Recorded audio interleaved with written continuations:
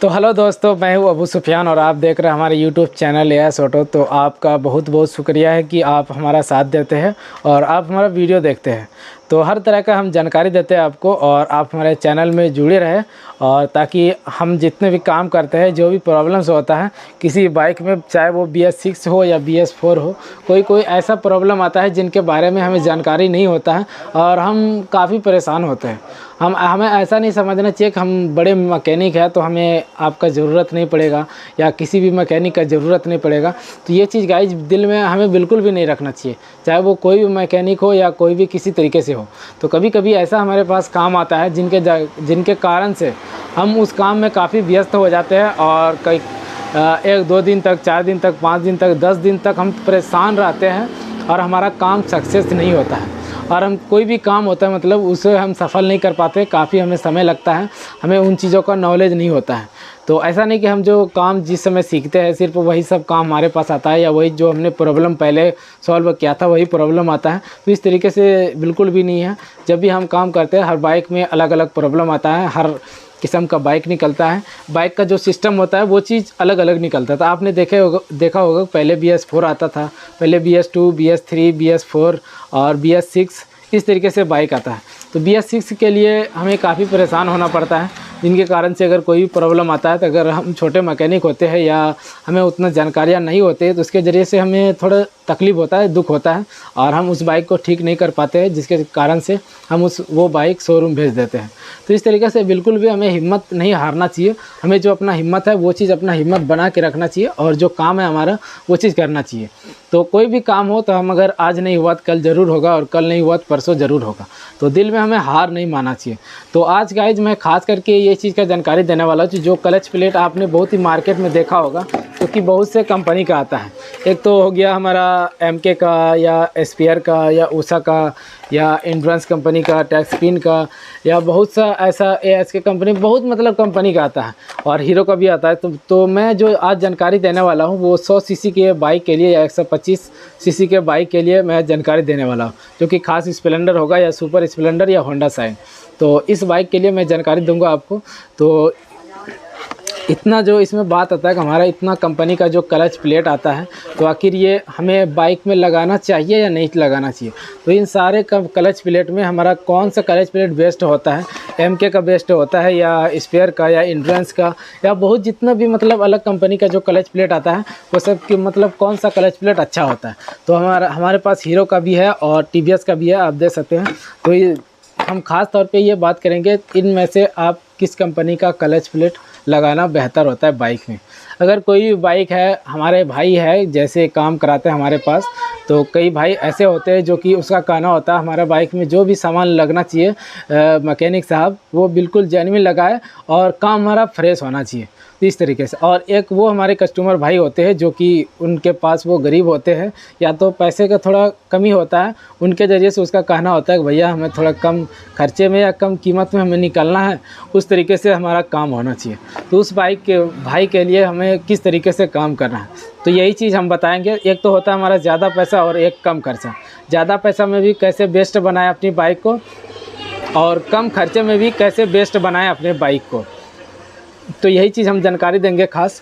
तो ये हमारे पास हीरो का है। अगर आप हीरो का क्लच प्लेट लगाते हैं तो क्लच प्लेट लगाने से पहले हमें इसका जो सेंटर हब होता है वो चीज़ देखना होता है। ऐसा नहीं कि हमारा सेंटर हब ख़राब है और हमने क्लच प्लेट लगा दिया और हमारा सेंटर हब मतलब बहुत ही जल्दी ये क्लच प्लेट ख़राब हो जाता है। तो उस समय में हमें अपना जो सेंटर हब होता है उन चीज़ों को अच्छी तरीके से चेक करना होता है।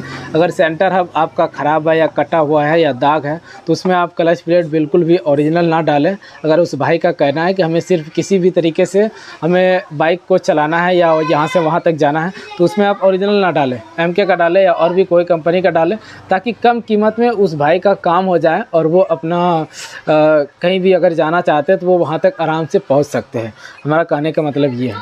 तो अगर आप क्लियर ही काम करना चाहते हैं तो क्लच प्लेट सेंटर हब अगर आपका घिसा है तो उसमें आप सेंटर और हब लगाएं और क्लच प्लेट लगाएं, तभी हमारा जो क्लच का सेटिंग होता है और जो कास्टिंग होता है वो चीज़ बहुत ही ज़्यादा होगा और जल्दी मतलब ख़राब नहीं होगा।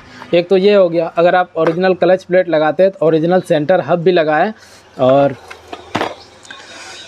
ये हमारा हो गया MK का, जो कि ये हमारा एक MK में 2 क्लच प्लेट आता है। एक तो हमारा ये आप देख सकते हैं जो कि ये हमारा भींगा हुआ होता है क्लच प्लेट, तो मैं दिखा भी देता हूँ आपको। एक भींगा हुआ और एक सूखा क्लच प्लेट होता है। तो इसमें जो भींगा हुआ क्लच प्लेट आता है, तो ये हमारा इसका जो फिनिशिंग है बहुत ही मस्त फिनिशिंग आता है।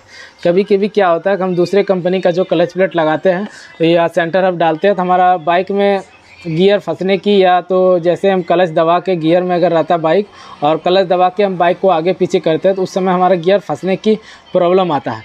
तो ये आप क्लच प्लेट देख सकते हैं जिसका ये इंजन ऑयल मतलब भींगा हुआ आता है।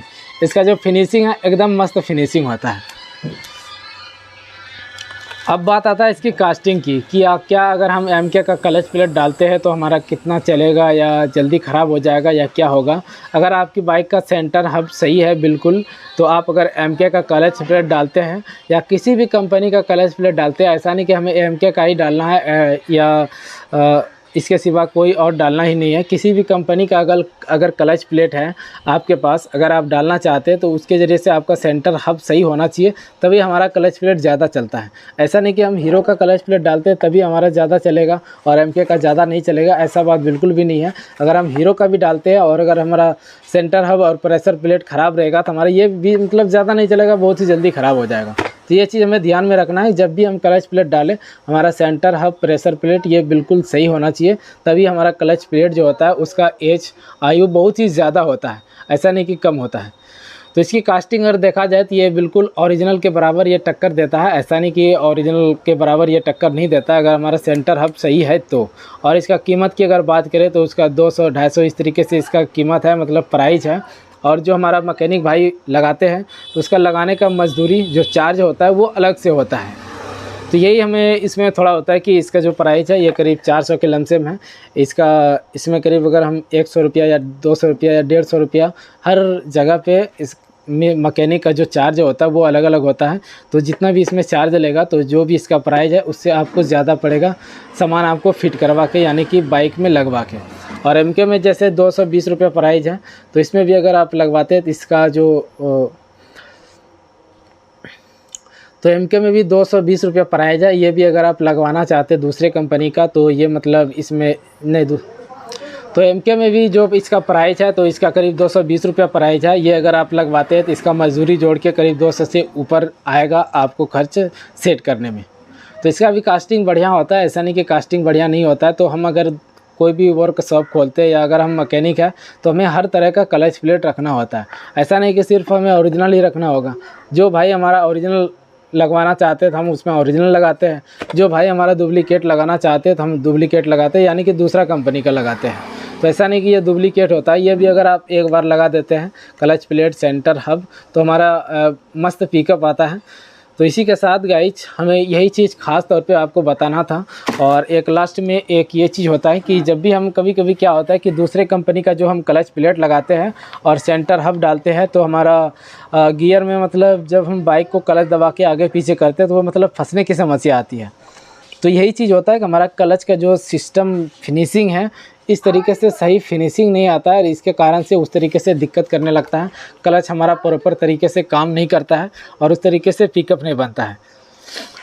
तो इसी के साथ गाइस फर्स्ट वीडियो में इतना ही। और एक चीज़ हमें और बताना है, जो कि कई भाई आपने देखा होगा कि स्प्लेंडर बाइक में अपाची RTR का क्लच प्लेट लगाते हैं। तो क्या ये चीज़ हमें लगाना चाहिए या नहीं लगाना चाहिए, तो ये चीज़ मैं आपको वीडियो में बता देना चाहता हूं कि स्प्लेंडर बाइक में जो हम अपाची का क्लच प्लेट लगाते हैं इसका जो प्राइस होता है वो करीब 1000 लमसम प्राइस होता है।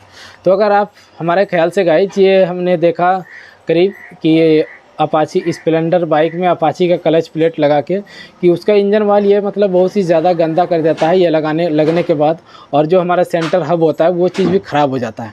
तो इस तरीके से हमें नहीं करना चाहिए। अगर आपको अच्छा पिकअप चाहिए तो आप सिर्फ ओरिजिनल क्लच प्लेट लगाएं और सेंटर हब और प्रेशर प्लेट लगाएं। इसका भी खर्चा जो होगा हमारा तीनों पार्ट्स का खर्चा कम ही होता है, मतलब 1000-1100 इस तरीके से लमसम इसका खर्चा आता है।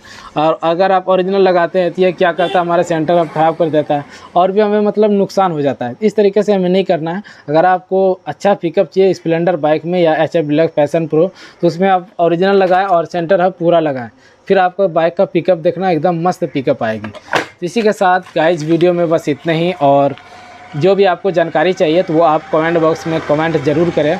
और भी आपको कुछ हेल्प चाहिए तो आप हमसे हेल्प ले सकते हैं। आपके लिए हमारा दिल बिल्कुल खुला है और आप हमें ज़्यादा से ज़्यादा सपोर्ट करें ताकि मैं आपको और भी जानकारी दे सकूं। और हमारे चैनल को ज़रूर सब्सक्राइब करें और हमारा सब्सक्राइब बढ़ाने में आप गाइज बहुत हमारा साथ दीजिए, ताकि हम भी कुछ आगे बढ़ना चाहते हैं और आपके लिए हम कुछ करना चाहते हैं और आपको जितना भी जानकारी चाहिए वो पूरा हम जानकारी खुल के देना चाहते हैं। तो चलिए गाइज, वीडियो में बस इतने ही। अब मिलते हैं अगले वीडियो में, जो कि अगला वीडियो जो भी होगा हमारा बहुत ही बेस्ट वीडियो होगा। तो चलिए मिलते हैं नेक्स्ट वीडियो में। तो थैंक यू दोस्तों।